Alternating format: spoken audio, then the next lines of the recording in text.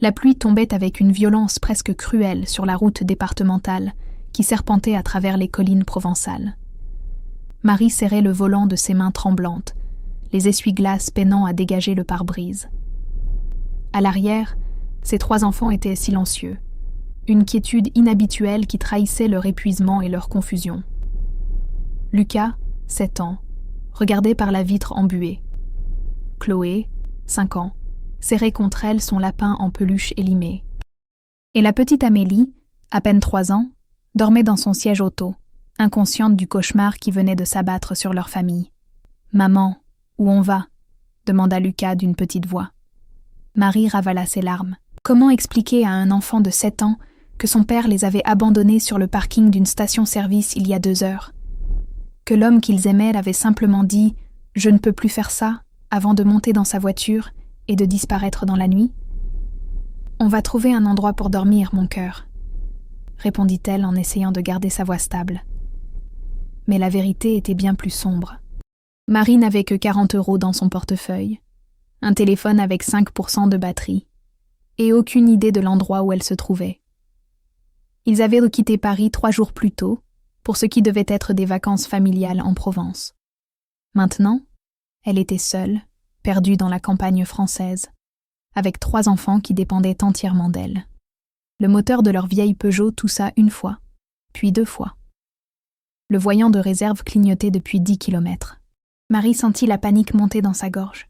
« Pas maintenant. Pas ici. S'il vous plaît, » murmura-t-elle, comme si la voiture pouvait l'entendre. Juste encore un peu. À travers les rideaux de pluie, elle aperçut une lumière au loin. Une ferme, peut-être? Elle quitta la route principale et s'engagea sur un chemin de terre qui se transformait rapidement en boue sous les trombes d'eau. Les roues patinèrent, mais la voiture avança encore quelques mètres avant de s'arrêter définitivement. « Merde !» lâcha Marie, avant de se rappeler les enfants à l'arrière. « Maman a dit un gros mot », chuchota Chloé à son frère. Marie coupa le contact et regarda la ferme au bout du chemin. La lumière provenait d'une fenêtre au 1er étage. C'était leur seule option. « Les enfants, on va devoir marcher un peu sous la pluie, » dit-elle en se retournant vers eux. « Mais je vous promets qu'on va trouver un endroit au sec. » Lucas hocha la tête avec un courage qui brisa le cœur de Marie. Il avait toujours été son petit homme, même à 7 ans. Elle sortit de la voiture, le vent et la pluie la frappant immédiatement comme des gifles glacées. Elle ouvrit la portière arrière et détacha Amélie, qui se réveilla en pleurant. « Chut, ma chérie, chut !» murmura Marie en la serrant contre elle, essayant en vain de la protéger de la pluie avec son propre corps. Lucas et Chloé sortirent de la voiture, déjà trempés en quelques secondes. Marie prit la main de Chloé, et Lucas s'accrocha à sa veste. Ensemble, ils avancèrent dans la boue, chaque pas un effort, vers cette lumière qui représentait leur seul espoir. Le chemin sembla interminable. La pluie était si forte qu'elle pouvait à peine voir à 2 mètres devant elle. Amélie pleurait contre son épaule. Chloé gémissait à chaque pas, et même Lucas, son brave petit Lucas, commençait à vaciller. Enfin, ils atteignirent la porte de la ferme. C'était une belle bâtisse en pierre, typique de la région, avec des volets bleus délavés et des jardinières vides accrochées aux fenêtres. Marie frappa à la porte, d'abord timidement, puis avec plus de force, presque désespérée. Pas de réponse. Elle frappa encore, plus fort cette fois, utilisant le heurtoir en métal qui résonna dans la nuit. « S'il vous plaît !» cria-t-elle par-dessus le bruit de la tempête. « S'il vous plaît, j'ai des enfants !» La porte s'ouvrit brusquement. Une femme se tenait dans l'embrasure, grande et solide, avec des cheveux courts grisonnants et des yeux verts perçants qui les scrutèrent rapidement. Elle portait un pull en laine épais et un jean délavé. Son visage exprimait d'abord la surprise, puis quelque chose qui ressemblait à de la compassion. « Mon Dieu !» dit-elle d'une voix grave et douce à la fois. « Entrez, vite !» Marie n'eut pas besoin qu'on le lui répète. Elle se précipita à l'intérieur, traînant ses enfants avec elle. La chaleur de la maison l'enveloppa immédiatement, un contraste si brutal avec le froid extérieur qu'elle faillit s'effondrer. « Asseyez-vous » ordonna la femme en fermant la porte derrière eux et en verrouillant la tempête dehors. « Ne bougez pas, je vais chercher des serviettes. » Marie resta là, au milieu de l'entrée, dégoulinante d'eau sur le vieux parquet en bois, incapable de bouger. Amélie sanglotait toujours contre elle. Chloé tremblait de froid. Et Lucas la regardait avec des yeux si confiants, si certains qu'elle allait tout arranger. Mais comment pouvait-elle tout arranger? Elle n'avait rien. Pas d'argent, pas de maison, pas de plan. Juste 3 enfants qui comptaient sur elle. La femme revint avec une pile de serviettes épaisses et une couverture en laine. « Tenez, » dit-elle en commençant à sécher doucement les cheveux de Chloé. « Comment vous appelez-vous ?»« Marie, » répondit-elle d'une voix brisée. « Marie Dubois. Et voici Lucas, Chloé et Amélie. »« Élise Moreau, » dit la femme avec un petit sourire. « Bienvenue chez moi, même si les circonstances sont particulières. » Elle sécha méthodiquement chaque enfant, ses gestes efficaces mais doux, comme si elle avait l'habitude de s'occuper d'êtres fragiles. Marie la regarda faire, surprise par cette gentillesse inattendue d'une étrangère. « Vous êtes perdue ?» demanda Élise, en enveloppant Amélie dans la couverture. « Oui. Non, je... » Marie sentit les larmes monter. « Notre voiture est tombée en panne.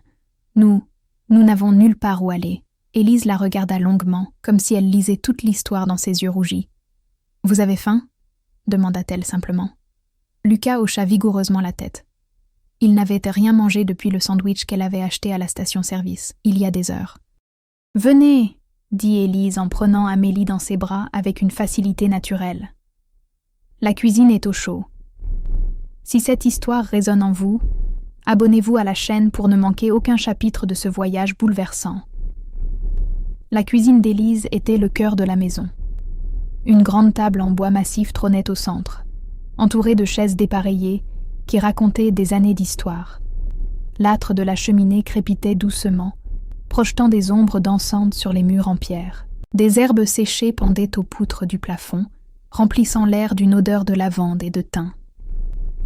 Élise installa les enfants autour de la table et se mit immédiatement au travail. En quelques minutes, elle avait sorti du pain frais, du fromage, du jambon et mis une casserole de lait à chauffer sur la cuisinière. « Du chocolat chaud ?» proposa-t-elle aux enfants. Les 3 hochèrent la tête avec enthousiasme. Marie resta debout près de la porte, encore tremblante, ne sachant pas comment se comporter dans cette situation surréaliste. « Asseyez-vous » dit Élise sans la regarder, tout en coupant le pain en tranches épaisses. « Vous allez tomber si vous restez debout comme ça. » Marie obéit, s'effondrant sur une chaise comme si ses jambes ne pouvaient plus la porter. Elle regarda Élise préparer le repas avec des gestes précis et économes, cette étrangère qui les avait accueillis sans poser de questions embarrassantes. « Pourquoi faites-vous ça ?» demanda finalement Marie. « Vous ne nous connaissez pas. » Élise versa le chocolat chaud dans 4 bols et les posa devant les enfants. « Parce que vous en avez besoin, » répondit-elle simplement. « Et parce que je sais ce que c'est que d'être seule quand le monde s'effondre. » Il y avait quelque chose dans sa voix. Une fêlure presque imperceptible qui disait à Marie que cette femme connaissait la douleur, peut-être même une douleur similaire à la sienne. Les enfants mangèrent avec l'appétit vorace des petits qui ont eu trop faim trop longtemps. Marie les regarda, son cœur se serrant. Comment en était-il arrivé là? Il y a 1 semaine encore, ils avaient une vie normale à Paris. Un appartement modeste mais confortable, des routines rassurantes, un semblant de stabilité. Et puis Thomas avait annoncé qu'il quittait son travail, qu'il avait besoin de se retrouver, qu'il partirait en Provence pour un nouveau départ. Marie aurait dû voir les signes. Les disputes de plus en plus fréquentes, son regard fuyant, ses absences inexpliquées. « Vous pouvez rester cette nuit », dit Élise, interrompant ses pensées. « J'ai des chambres vides à l'étage. »« Je ne peux pas accepter », protesta faiblement Marie. « Vous avez déjà fait tellement... Vous avez une meilleure option ?» Le silence de Marie fut sa réponse. Élise hocha la tête. « Alors c'est décidé. Demain, nous verrons pour votre voiture. Et le reste. » Le reste. Un euphémisme pour le désastre complet qu'était devenu sa vie. Marie sentit les larmes couler sur ses joues, incapable de les retenir plus longtemps. « Excusez-moi » murmura-t-elle en s'essuyant rapidement le visage. Élise s'assit en face d'elle et poussa un bol de chocolat chaud vers elle. « Ne vous excusez pas, pleurez si vous en avez besoin. Ces enfants ont besoin de voir que leur mère est humaine aussi. » Marie but une gorgée du chocolat, la chaleur se répandant dans sa poitrine. Quand avait-elle eu quelqu'un qui lui disait qu'elle avait le droit d'être faible? Leur père, commença Marie, puis s'arrêta. Comment expliquer? Vous n'avez pas à m'expliquer ce soir, dit Élise doucement. Ce soir, vous êtes en sécurité. C'est tout ce qui compte. Amélie bâilla bruyamment, sa petite tête tombant presque dans son bol. Chloé se frottait les yeux, et même Lucas, qui essayait vaillamment de rester éveillé, luttait contre le sommeil. « Venez, » dit Élise en se levant, « je vais vous montrer les chambres. » Elle prit Amélie endormie dans ses bras, avec une tendresse qui surprit Marie. Cette femme qui vivait seule dans cette grande ferme semblait savoir exactement comment s'occuper d'enfants. À l'étage, Élise ouvrit 2 portes voisines. Les chambres étaient simples, mais propres, avec de grands lits recouverts de couettes épaisses et des fenêtres qui donnaient sur les champs obscurs. « Les enfants peuvent dormir ici, » dit Élise en déposant Amélie sur le lit. « Et vous, là ?» Marie aida Lucas et Chloé à se déshabiller et à enfiler des t-shirts propres qu'Élise avait sortis d'une armoire. Ils étaient trop grands, mais secs et doux. Elle les borda tous les 3 dans le grand lit, leurs petits corps épuisés s'enfonçant immédiatement dans les oreillers moelleux. « Maman reste avec nous ?» demanda Lucas, ses yeux déjà fermés. « Je suis juste à côté, mon cœur, » promit Marie en embrassant son front. Elle laissa la porte entr'ouverte et suivit Élise dans la chambre voisine. C'était une belle pièce avec des meubles anciens et une vue qui devait être magnifique pendant la journée. « Il y a des vêtements de nuit dans l'armoire, » dit Élise, « et la salle de bain est au bout du couloir. Prenez votre temps. » « Élise, » appela Marie, alors que la femme s'apprêtait à partir. « Pourquoi faites-vous vraiment tout ça ?» Élise se retourna, son visage à moitié dans l'ombre. « Parce qu'il y a 4 ans, j'étais celle qui avait besoin d'aide, et personne n'était là, » dit-elle simplement. « Bonne nuit, Marie. » Elle sortit, laissant Marie seule dans cette chambre étrangère. Marie s'assit sur le lit, encore engourdie par tout ce qui s'était passé. Elle regarda par la fenêtre la pluie qui continuait à tomber, moins violente maintenant, presque apaisante.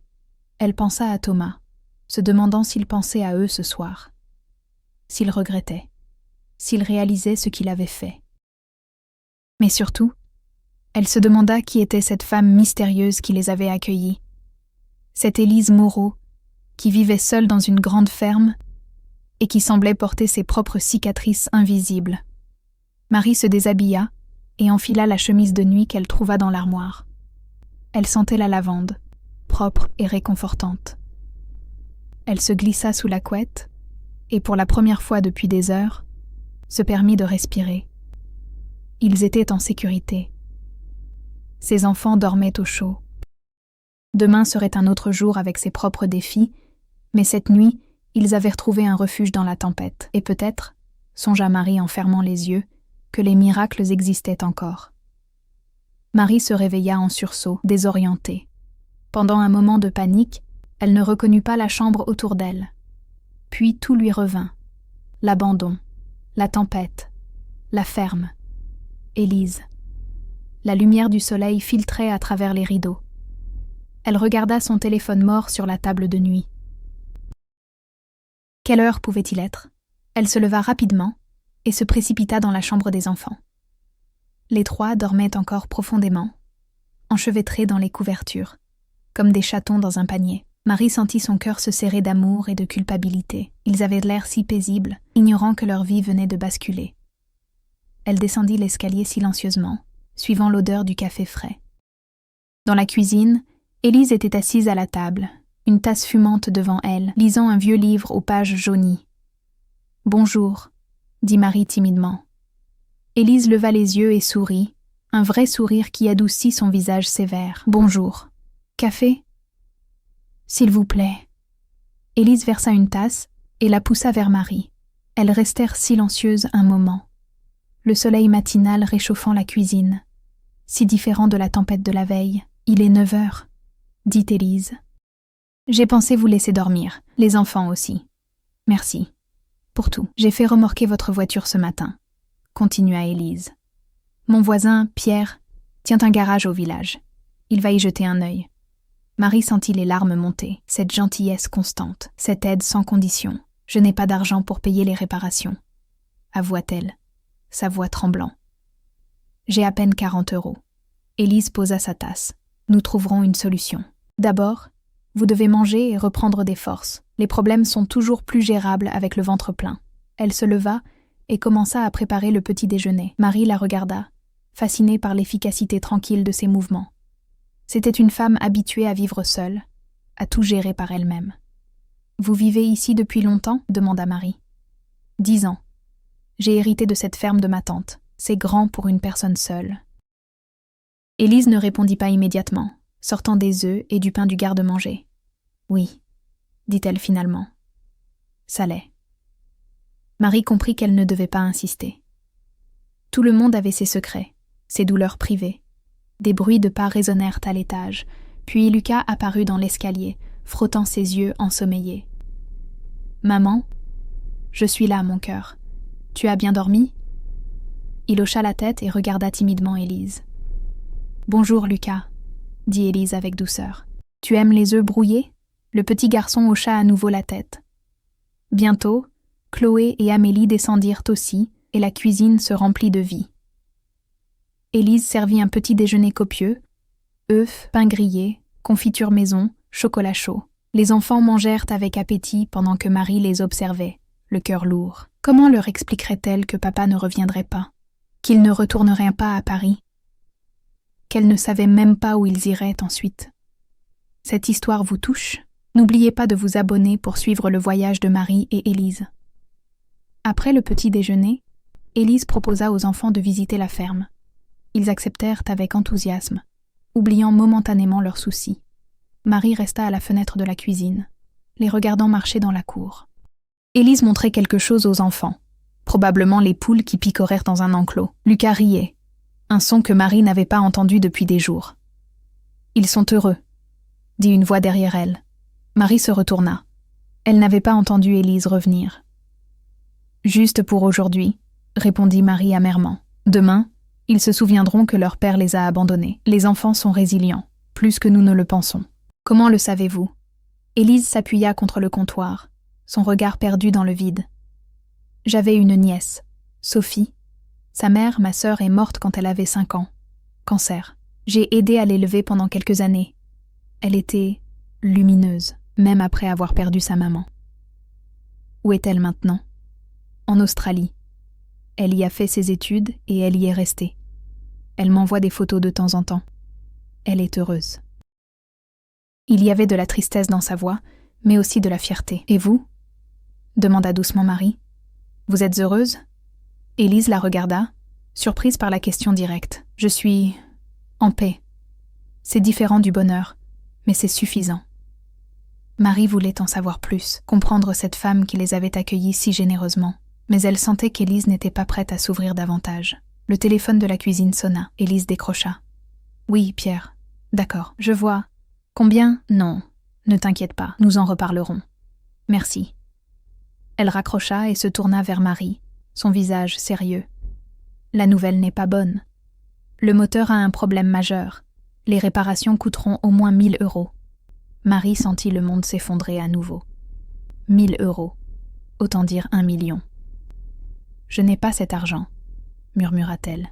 « Je n'ai rien. » Élise s'approcha et, dans un geste surprenant, posa sa main sur l'épaule de Marie. « Vous avez vos enfants. Et pour l'instant, vous avez un toit. Nous trouverons une solution. Pourquoi faites-vous ça ?» demanda Marie, les larmes coulant librement maintenant. « Pourquoi m'aidez-vous autant ?» Élise retira sa main, mal à l'aise avec cette proximité soudaine. « Parce que j'ai passé 4 ans seule dans cette maison, me demandant si ma vie avait encore un sens. Et puis vous êtes arrivés hier soir, sous la pluie, avec vos 3 enfants. Peut-être que vous m'aidez autant que je vous aide. » Marie ne comprenait pas entièrement ce qu'elle voulait dire, mais elle sentait la sincérité dans ses paroles. « Je pourrais travailler, » proposa Marie, « pour payer ma dette. Je ne sais pas faire grand-chose, mais je peux apprendre. Je peux nettoyer, cuisiner, m'occuper des animaux. Vous savez jardiner ? Non, mais je peux apprendre. » Élise la regarda longuement, semblant peser sa décision. J'ai une grande serre derrière la maison. Je cultive des herbes aromatiques et des fleurs que je vends au marché local. J'ai pris du retard ces derniers mois. Si vous voulez vraiment aider, vous pourriez m'assister là-bas. Oui, dit Marie avec empressement. Oui, je ferai n'importe quoi. Ce n'est pas de la charité, avertit Élise. C'est un vrai travail. Dur, parfois. Je comprends. Et les enfants? L'école? Marie n'avait même pas pensé à l'école. Ils avaient manqué déjà plusieurs jours. Le village a une petite école, continua Élise. Je peux vous aider avec les inscriptions si vous décidez de rester temporairement. Rester. Le mot résonna dans la tête de Marie. Était-ce possible? Rester ici, dans cette ferme isolée, avec cette femme étrange qui les avait sauvés? Je ne veux pas abuser, dit Marie. Vous ne le faites pas. Croyez-moi, cette maison est trop grande et trop silencieuse. Un peu de vie ne lui fera pas de mal. Elles s'entendirent sur un arrangement. Marie travaillerait à la ferme, en échange du gîte et du couvert, pour elle et ses enfants. Elle reverrait la situation dans un mois. Ce soir-là, après avoir couché les enfants, Marie s'assit sur le porche avec Élise. Le ciel était clair, parsemé d'étoiles impossibles à voir depuis Paris. « C'est beau, » murmura Marie. « C'est pourquoi je reste, » répondit Élise. « Même quand tout le reste semble vide, les étoiles sont toujours là. » Marie regarda le profil d'Élise dans la pénombre. Cette femme portait un chagrin profond. Elle pouvait le sentir. Mais elle portait aussi une force tranquille, qui donnait à Marie l'envie d'être plus forte elle-même. « Merci, Élise, pour tout. Ne me remerciez pas encore. Demain, le vrai travail commence. » Mais dans sa voix, il y avait quelque chose qui ressemblait presque à de l'espoir. Les semaines suivantes prirent un rythme surprenant. Marie découvrit que le travail physique apportait une forme de paix à son esprit tourmenté. Chaque matin, après avoir préparé les enfants pour l'école du village, elle rejoignait Élise dans la grande serre. C'était un monde à part, cette serre. L'air y était chaud et humide, rempli du parfum entêtant de la lavande, du romarin et de la menthe. Élise lui enseignait tout avec une patience infinie.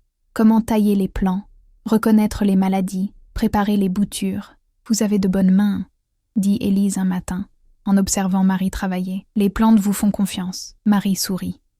C'était le plus beau compliment qu'elle ait reçu depuis longtemps. Les enfants s'adaptaient également. Lucas s'était fait un ami à l'école, un garçon nommé Antoine. Chloé adorait son institutrice, Madame Bernard. Même la petite Amélie, inscrite à la maternelle, rentrait chaque jour avec des dessins colorés et des histoires incompréhensibles mais enthousiastes. Le soir, ils dînaient tous ensemble autour de la grande table de la cuisine. Élise écoutait les enfants raconter leur journée avec une attention que Thomas n'avait jamais montrée. Elle posait des questions, se souvenait des détails, créait des liens.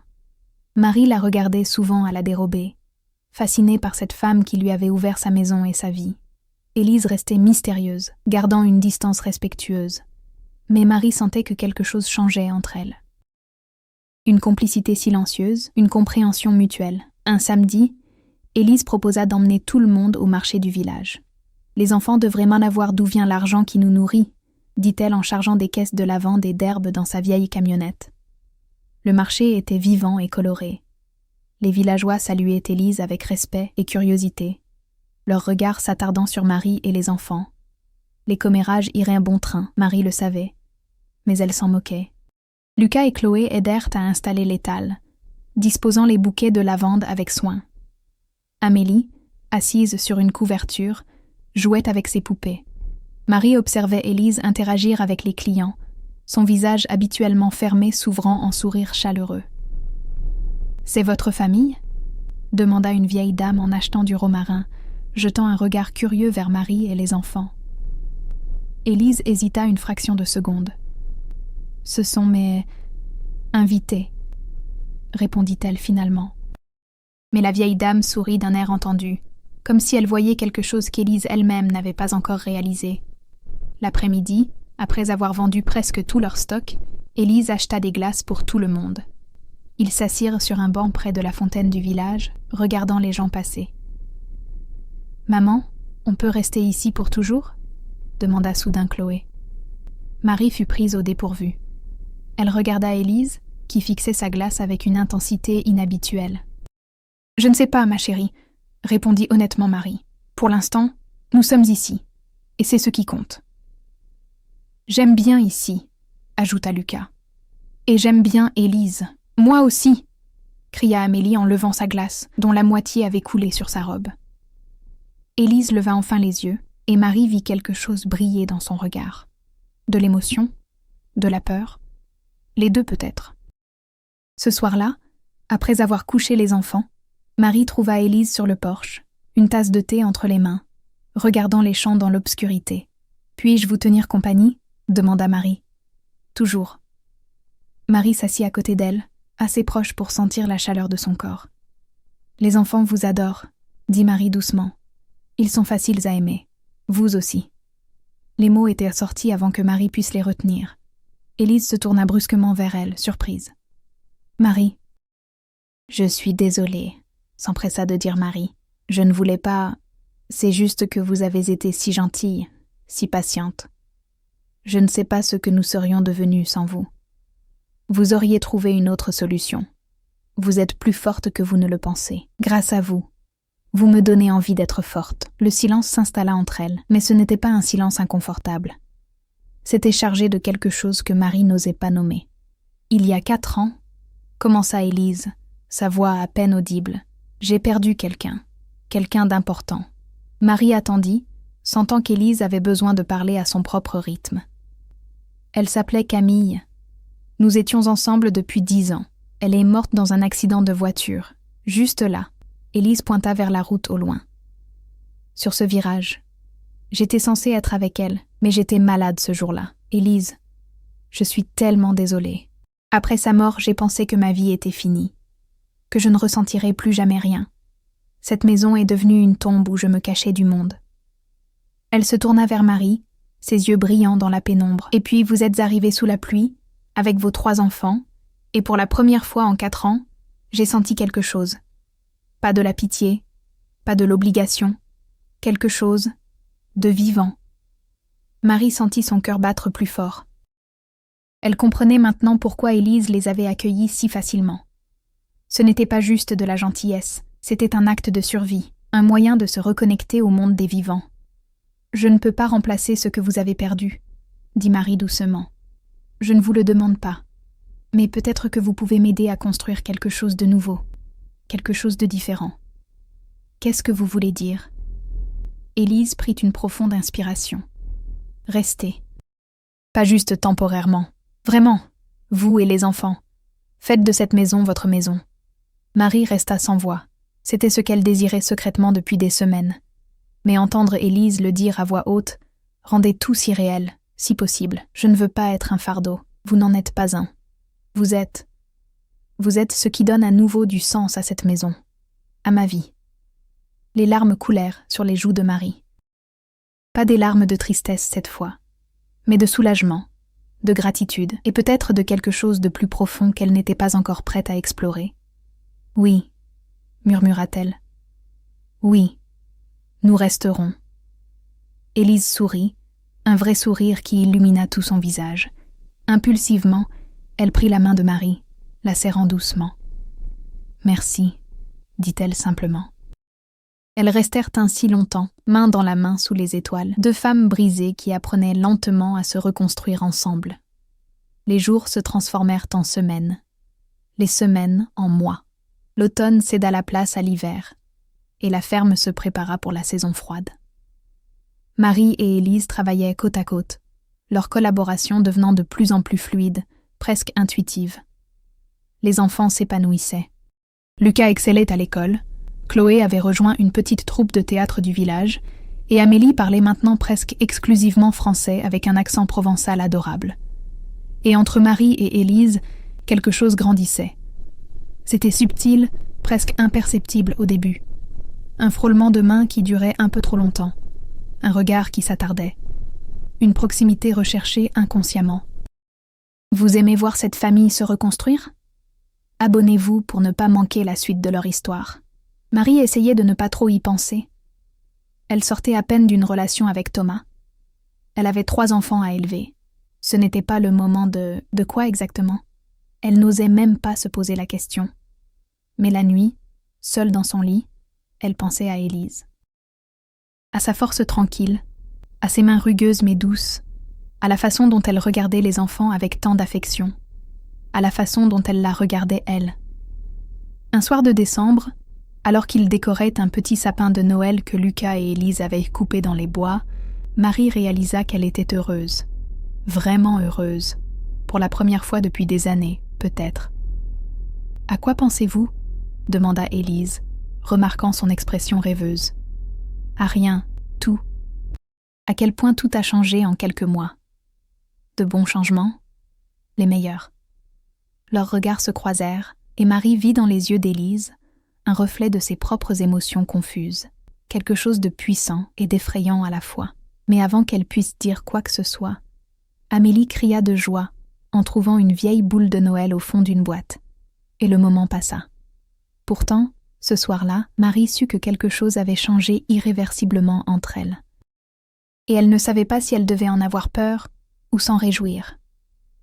L'hiver enveloppa la ferme d'un manteau de silence paisible. Les champs de lavande dormaient sous un léger givre matinal et la fumée s'échappait constamment de la cheminée de la cuisine. C'était une période plus calme pour le travail agricole, donnant à Marie et Élise plus de temps ensemble. Elle passait les longues soirées près du feu, Marie lisant aux enfants pendant qu'Élise tricotait ou réparait des outils. C'était domestique, confortable, presque parfait. Mais sous cette surface tranquille, une tension non dite grandissait. Marie ne pouvait plus nier ce qu'elle ressentait. Ce n'était pas juste de la gratitude ou de l'amitié. C'était quelque chose de plus profond, plus troublant. Elle se surprenait à observer Élise constamment, à chercher des excuses pour la toucher, à sentir son cœur s'accélérer quand leurs regards se croisaient. Mais elle ne savait pas quoi faire de ses sentiments. Elle n'avait jamais ressenti d'attirance pour une femme auparavant, ou peut-être que si, mais elle n'avait jamais osé y penser vraiment. Et puis il y avait les enfants à considérer, leur situation précaire, le fait qu'elle dépendait encore d'Élise. La veille de Noël, Élise proposa d'aller chercher quelques provisions au village, pendant que Marie préparait le dîner avec les enfants. « Prenez votre temps, » dit Marie. « Nous avons tout sous contrôle ici. » Quand Élise partit, Marie se sentit étrangement vide, comme si une partie d'elle-même s'en allait avec elle. Elle secoua la tête, se moquant de sa propre sensiblerie. « Maman, tu es amoureuse d'Élise » demanda soudain Lucas, avec la franchise brutale des enfants. Marie faillit lâcher le saladier qu'elle tenait. « Quoi ? Non. Pourquoi tu demandes ça ?»« Parce que tu la regardes comme papa ne t'a jamais regardé, » dit-il simplement. « Et elle te regarde pareil. » Marie s'assit lourdement sur une chaise. Comment un enfant de 7 ans pouvait-il voir ce qu'elle-même essayait désespérément d'ignorer ? « C'est compliqué, mon cœur. Pourquoi ? » « Parce que Élise est une femme. » « Et alors ? » « Et alors ?» Marie ne sut quoi répondre. « Et alors quoi, effectivement ?» Madame Bernard, mon institutrice, elle a dit que l'amour c'est l'amour, continua Lucas. Que ça peut être entre un homme et une femme, ou 2 hommes, ou 2 femmes. L'important c'est d'être heureux. Marie sentit les larmes monter. Quand son fils était-il devenu si sage ? Tu aurais quelque chose contre si j'aimais Élise ? Lucas réfléchit sérieusement. Non, elle est gentille. Elle nous fait rire, et elle te rend heureuse. Papa ne te rendait pas heureuse.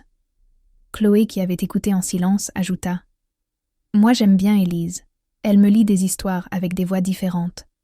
Papa ne faisait jamais ça. Même Amélie leva les yeux de ses crayons. « Élise gentille, » déclara-t-elle avec autorité. Marie rit à travers ses larmes. Ses enfants lui donnèrent leur bénédiction pour quelque chose qu'elle n'avait même pas encore admis vouloir. Quand Élise revint, chargée de sacs de course, elle trouva Marie et les enfants en train de décorer des biscuits dans la cuisine. L'atmosphère était joyeuse, légère. « Vous avez l'air d'avoir passé un bon moment, » dit Élise en souriant. « Le meilleur, » répondit Marie, croisant le regard complice de Lucas. Ce soir-là, après avoir couché les enfants surexcités par l'attente du Père Noël, Marie et Élise s'installèrent près du feu avec 2 verres de vin. « J'ai quelque chose pour vous, » dit Élise en sortant un petit paquet enveloppé dans du papier journal. Élise Vous n'auriez pas dû... Ouvrez-le. Marie déballa délicatement le paquet. C'était un cadre contenant une photo qu'elle ne se souvenait pas avoir prise. C'était un jour au marché. Elle riait, les cheveux ébouriffés par le vent, avec les 3 enfants autour d'elle. Elle avait l'air heureuse, libre. Quand avez-vous pris ça? Il y a quelques semaines. Vous ne m'avez pas vue. J'ai pensé que vous aimeriez avoir un souvenir de votre nouvelle vie. Marie regarda la photo, puis Élise. Ma nouvelle vie. Avec vous. Ce n'était pas une question, mais une affirmation. Élise hocha lentement la tête, si vous le voulez. Élise, Marie prit une profonde inspiration. Ces derniers mois ont été les plus heureux de ma vie. Pas malgré ce qui s'est passé, mais à cause de vous, de cette maison, de tout ça. Marie, laissez-moi finir. Je sais que c'est probablement stupide, et que ce n'est probablement pas le bon moment, et que vous venez tout juste de perdre quelqu'un que vous aimiez profondément. Mais je ne peux plus faire semblant. J'ai des sentiments pour vous. Des sentiments qui vont au-delà de la gratitude ou de l'amitié. Le silence qui suivit sembla durer une éternité. Marie regretta immédiatement ses paroles. Elle avait tout gâché. Elle allait devoir partir, recommencer à zéro. Marie, regardez-moi. Marie leva les yeux. Élise s'était rapprochée, si près qu'elle pouvait sentir son souffle. J'ai passé 4 ans à me sentir morte à l'intérieur, dit Élise doucement, à penser que je ne pourrais plus jamais rien ressentir. Et puis vous êtes arrivée et petit à petit vous m'avez ramenée à la vie. Vous et vos enfants magnifiques. Mais Camille aurait voulu que je sois heureuse. Elle me l'a fait promettre, peu avant sa mort, même si ni l'une ni l'autre ne savait ce qui allait arriver. Elle a dit « Promets-moi que tu ne t'enterreras pas avec moi ». J'ai trahi cette promesse pendant 4 ans. Jusqu'à vous. Les larmes coulaient librement sur les joues de Marie maintenant. Je ne veux pas être une remplaçante. Vous ne l'êtes pas. Vous êtes quelque chose de complètement nouveau. Quelque chose que je n'attendais pas mais dont j'ai désespérément besoin. Élise leva sa main et essuya doucement les larmes de Marie. J'ai peur, avoua Marie. Je n'ai jamais avec une femme. Moi aussi j'ai peur. Peur de vous perdre. Peur de gâcher ce que nous avons construit. Peur que vous réalisiez un jour que vous pouvez faire mieux. Impossible.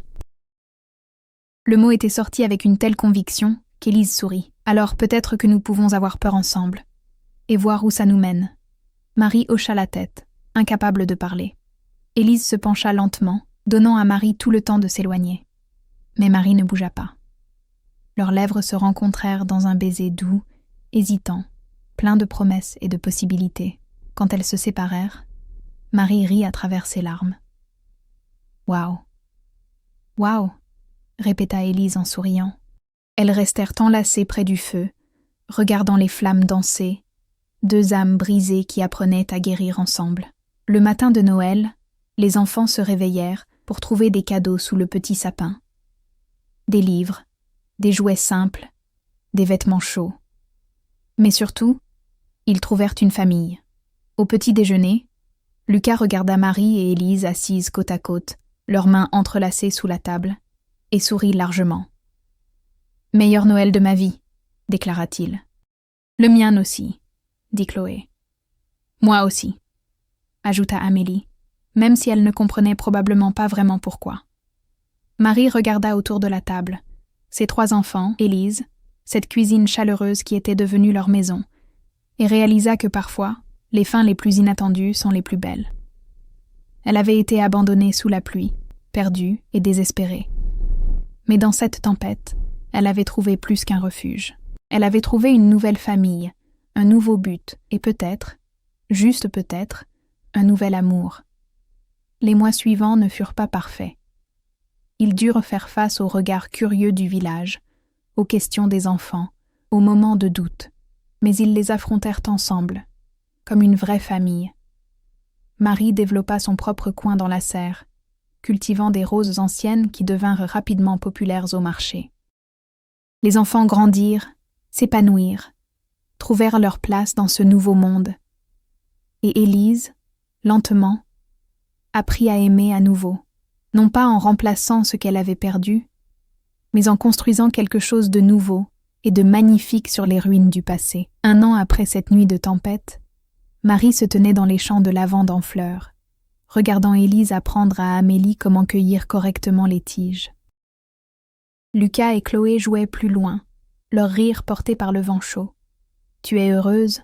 demanda Élise en la rejoignant, passant son bras autour de sa taille.